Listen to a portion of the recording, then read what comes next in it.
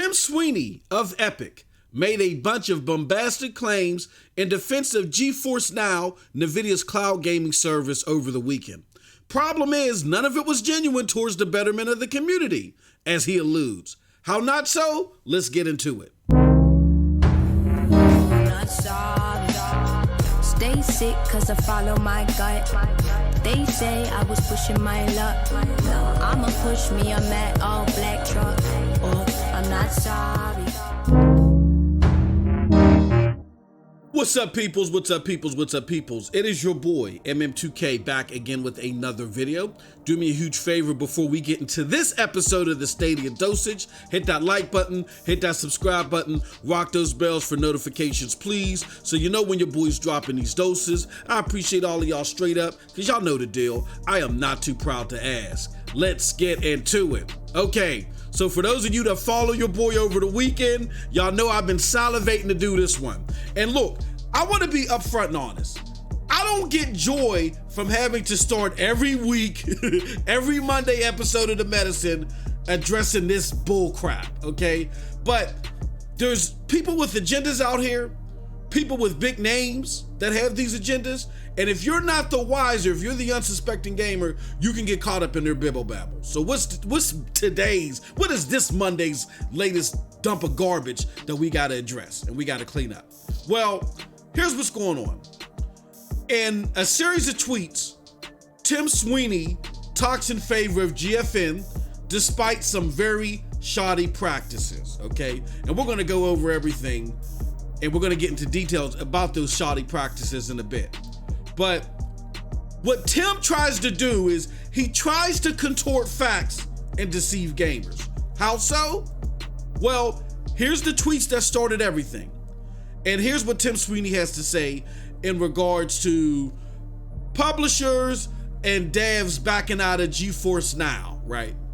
It got him riled up, quote unquote, or that's the appearance that he wants to give you. And so then he hit the Twitterverse and he says this: Epic is wholeheartedly supporting the Nvidia Geforce Now service with Fortnite and with Epic Game Store titles, and we choose to participate, including exclusives, and will be improving the integration over time. As if he has control over these people that are on his storefront to force them to do so. You know what I'm saying? Under their current agreements. And again, we're gonna get into all that, but let's just get to the meat and potatoes of what he said.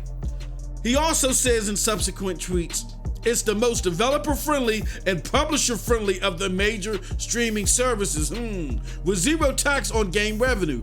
Game companies who want to move in the game industry towards a healthier state for everyone should be supporting this kind of service. Wow. Okay, then he also says cloud streaming services will also be key players in ending the iOS and Google Play payment monopolies and their 30% tax. Apple has decreed that these services are not allowed to exist on iOS and therefore aren't allowed to compete, which is megalomaniacal and won't stand. Ooh, he's using big words to contort two things that have nothing to do with each other. We're gonna get into that. And lastly, he says, just waiting till later this year when Google is lobbying against Apple for blocking Stadia from iOS. What? While Google blocks Geforce Now. What? Xcloud. What? And Fortnite from Google Play, and this whole rotten structure begins collapsing on itself. I want y'all to pay close attention to how he's contorting applications like Geforce Now, Xcloud, to something that's happened with Fortnite. This guy, Tim Sweeney should get his name legally changed to Tim Swindle. Because here's the deal, y'all. Here's the fact of the matter is, storefronts in general charge this rate. All right, let's look at what's going on here. And this is per a very in-depth research and information being collected by IGN. Game retailers' cuts in general lie around 30%. You have a few exceptions. Humble Bundles 25, itch.io is developer's choice. Epic Game Store, they have one of their lowest rates, 12%. But here's the deal, y'all. Epic Game Store undercuts them, but their lower percentages are also tied to usage of the Unreal Engine.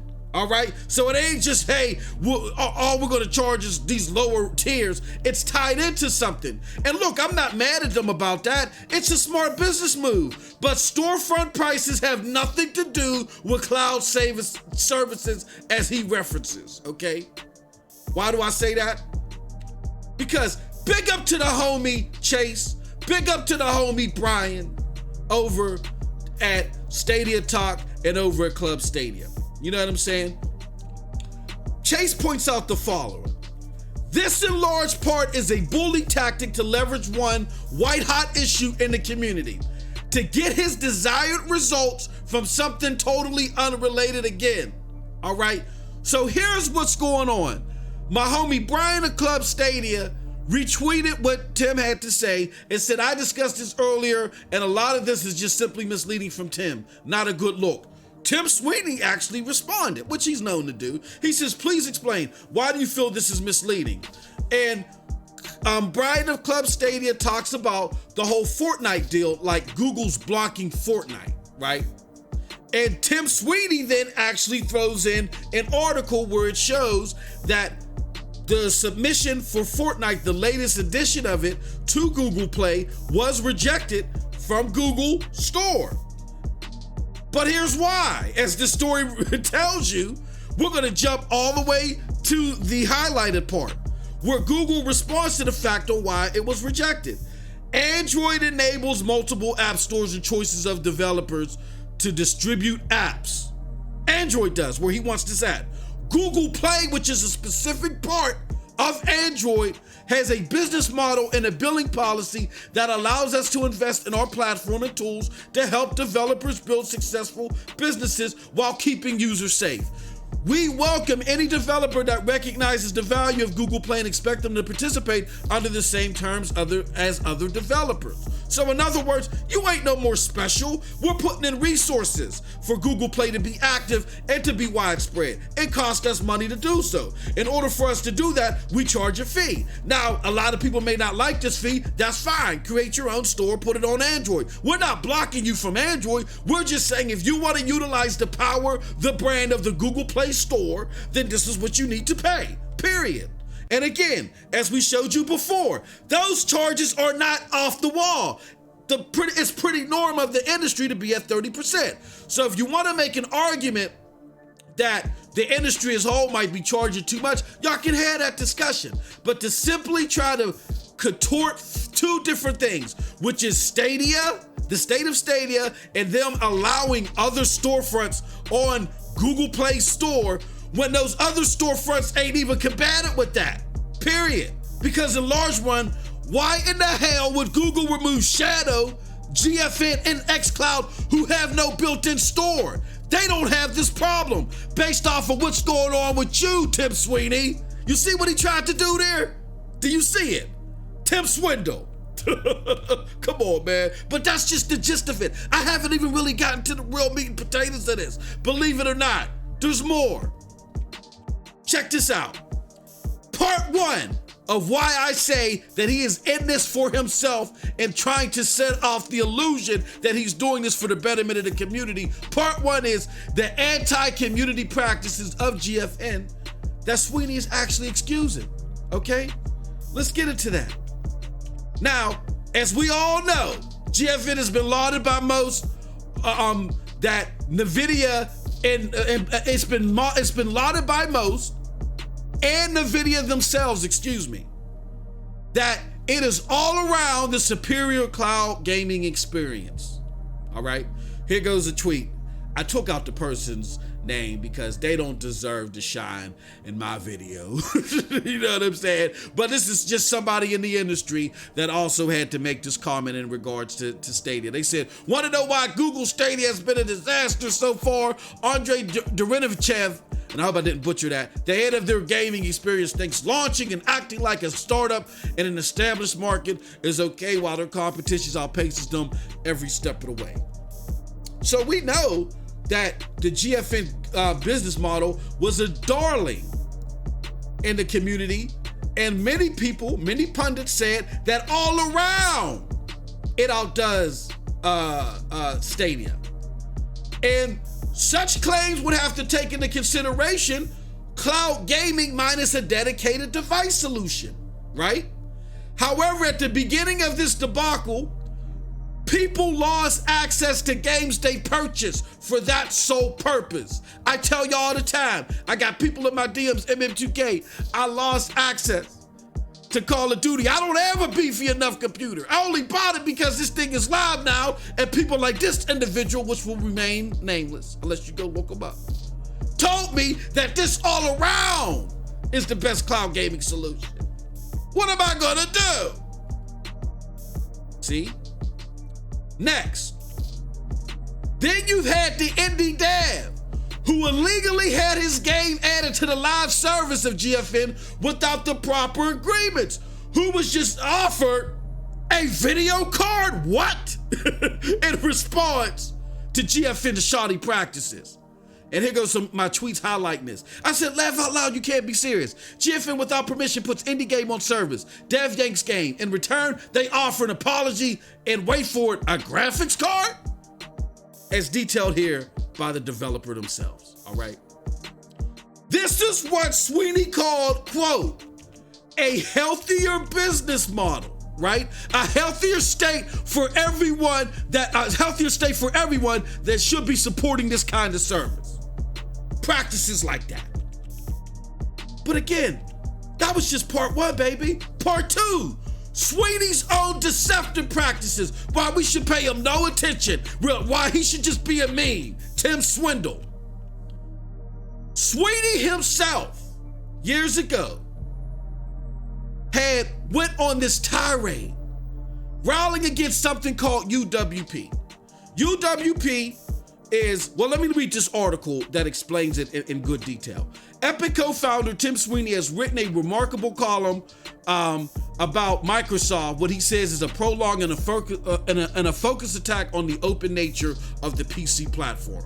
And Sweeney's ire is directed at UWP, Microsoft's new standard for running games across Xbox, PC, and Windows. The standard, Sweeney says, is nothing more than the first apparent step towards locking down the consumer PC ecosystem and monopolizing app distribution and commerce. What does that sound like, people? It sounds like the Epic Game Store. Then there's the integrity of having exclusives on an open platform that he does. That's being questioned by gamers. Here's an exchange that he had with a gamer in that same thread that he's trying to contort the truth with. He says, Epic, one tweeter says, hey, what happened to needing exclusivity? Tim Sweeney says, well, we've been open about Epic Games titles through many of our venues since last year, like purchasing on Humble and all this other bibble babble. So the person responds, so no new exclusives coming, or am I just getting my hopes up? I love to see Epic develop their own tech for their store to make it more appealing to use. Something simple like a controller support will go a long way. And they go back and forth throughout the whole thread. They dragging your point, Tim Sweeney, man. It's sad. And this person, rightfully so, lists all of the better storefronts out there that don't have such practices. From what Tim Sweeney said, once again, was what? It's an apparent step towards locking down the consumer PC ecosystem, or ecosystem rather. You want to do that, but your storefront is the worst, right? But that's not it, y'all. We also got the fact that people want to talk about broken promises with Stadia. Well, look at the broken promises from Epic Games Store in that same regard. Epic Games Store used to have roadmaps with dates and stuff coming out in regards to their game features, because people were so upset about the fact that they were taking an open ecosystem, which is PC, and locking it down for their greedy practices. And they said, well, if you're going to lock it down, then at least give us what everybody else is giving us. For a while, they didn't even have a search function. So that one of the biggest games of 2019 releases, and one of the biggest things that was being asked for was cloud saves.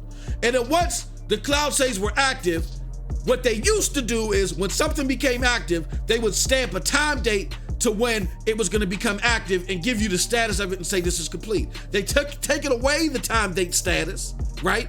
But it's okay for them to do it, even though Google hasn't given us time dates about stuff and everybody's upset about that, but it's okay for Epic to do it, right? But with that being said, let me not go into the weeds. Here's the biggest problem though.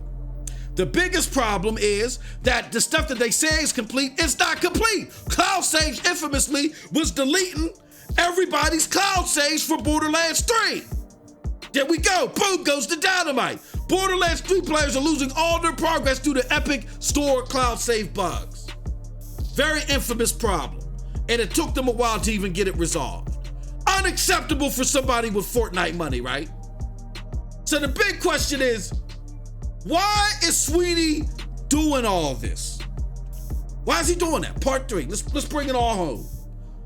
He's doing this because, look, simple fact of the matter is,